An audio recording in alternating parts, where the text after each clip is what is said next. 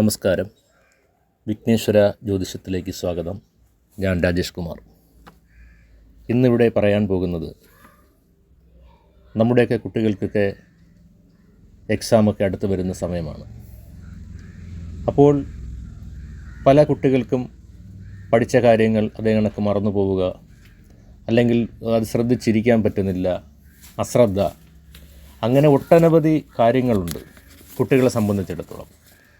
അപ്പോൾ നമ്മൾ തീർച്ചയായിട്ടും സരസ്വതി ഗായത്രി മന്ത്രം നമ്മൾ ചൊല്ലിക്കഴിഞ്ഞാൽ തീർച്ചയായിട്ടും നമുക്ക് നല്ല മാർക്കോടുകൂടി പാസ്സാകുവാനും അതേ കണക്ക് തന്നെ നല്ല രീതിയിൽ വിദ്യാഭ്യാസവും നല്ല രീതിയിൽ നല്ല ഓർമ്മശക്തിയും ഇതെല്ലാം കിട്ടുന്നതാണ്.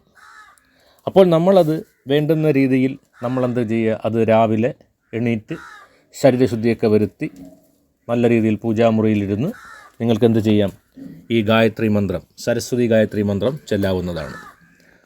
അപ്പോൾ ഒരു കാര്യം ഞാൻ ഉറപ്പ് പറയുന്നു, ഈ സരസ്വതി ഗായത്രി മന്ത്രം ചൊല്ലിക്കഴിഞ്ഞാൽ തീർച്ചയായിട്ടും നല്ല മാർക്കോടുകൂടി പരീക്ഷ പാസ്സാവാൻ പറ്റുന്നതാണ്, നല്ല രീതിയിൽ ബുദ്ധി ലഭിക്കുന്നതുമാണ്.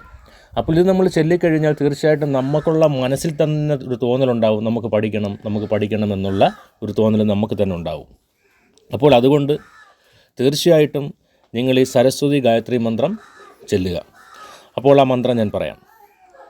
ഓം വാഗ്ദേവി ച വിദ്മഹേ വിരിഞ്ച പത്നി ച ധീമഹി തന്നോ വാണി പ്രചോദയാത് എന്ന രീതിയിലാണ് നിങ്ങൾ ഈ സരസ്വതി ഗായത്രി മന്ത്രം ചൊല്ലേണ്ടുന്നത്. എന്നുവെച്ചാൽ, ഓം വാക്കുകളുടെ അതിദേവതയായ ദേവിയെ ഞാൻ ധ്യാനിക്കുന്നു. അല്ലയോ ബ്രഹ്മദേവൻ്റെ പത്നിയായ ദേവി, എനിക്ക് ബുദ്ധിപ്രദാനം ചെയ്താലും വാണീദേവി എൻ്റെ മനസ്സിൽ വെളിച്ചം നൽകി അനുഗ്രഹിച്ചാലും. അപ്പോൾ ഇത് നിങ്ങളൊരു 21 നിങ്ങളൊന്ന് ചൊല്ലി നോക്കുക.